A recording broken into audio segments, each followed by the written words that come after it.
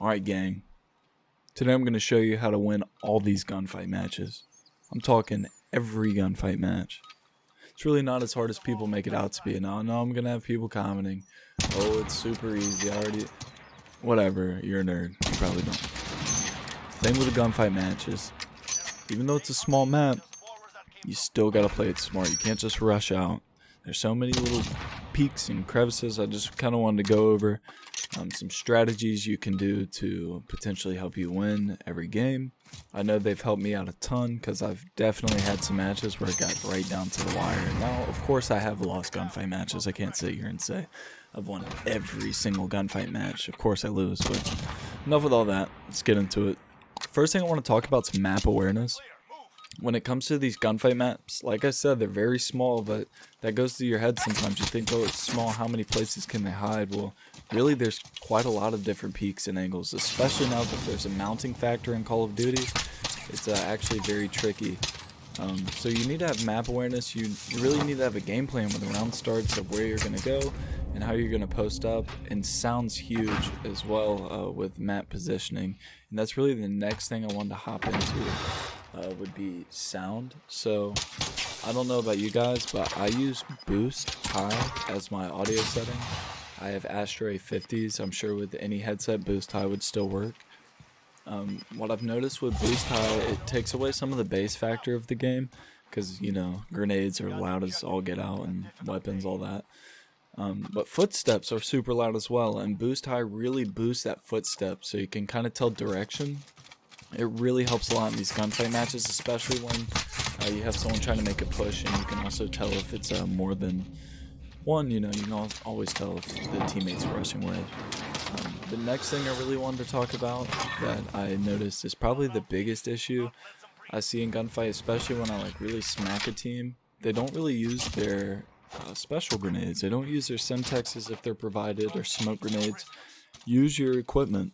It's huge. They give it to you for a reason. So don't be afraid to do that. And also don't be afraid to switch weapons.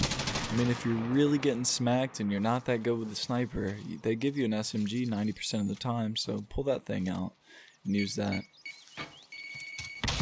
So number 4, this one's actually really good. I think this is the bread and butter of gunfight right here. This is where it gets down to the nitty gritty. But having a teammate to communicate to. If you are a solo player and you're going in here and you're losing and you keep wondering why, working with these random kids, I mean, of course, you know, you'll get lucky. A blind squirrel finds its nuts twice a day.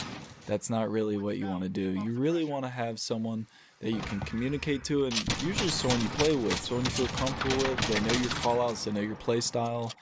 That's the ultimate perk of gunfight, is being able to actually improve your gameplay all around in the entire game with the people you play with most. You're able to kind of get a one-on-one scenario with them and kind of get a feel for their play style while they get a feel for yours, and really work as a team to get that dub.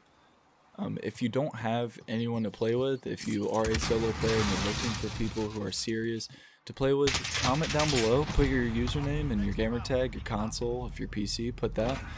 And, you know, let's see if we can get some people for you to partner up with. And if you can't find anyone after that, I'll play with you. Last but not least, number 5, damage. Now, this kind of seems self-explanatory, I know, but damage is crucial in this game mode. If you know you're not going to be able to get the shot, if they're camping really hard, if they're mounted to a wall, you really don't think you could pull off the headshots, and the round's about to end, it's time to capture a flag, and you don't think they're going to move, you can always go for a peek shot, really try to get their damage down. The more damage you take from them, the closer you are to winning. Even if you just light a kid up, you don't always have to push for a kill if you know you're going to lose. If you light a kid up and he runs around the corner, you don't have to follow him around the corner. Just fall back, play it slow. It's really important, just slowing down that gameplay. I know it's meant to be played extremely fast, but if you play it too fast, it might not work out for you. So really just slow down that gameplay and focus on damage, especially if it's a 1v2 situation. You can really light some kids up. If they're both trying to push you can both light them up. It may make both of them back off you, and ultimately you could play for time and get the dub. But that's all I got for you today. If you like this video, please let me know by leaving me a like and subscribing. Comment down below if you still need someone to play with, and we'll get you set up. And be good to yourselves, you hear me? Y'all deserve it.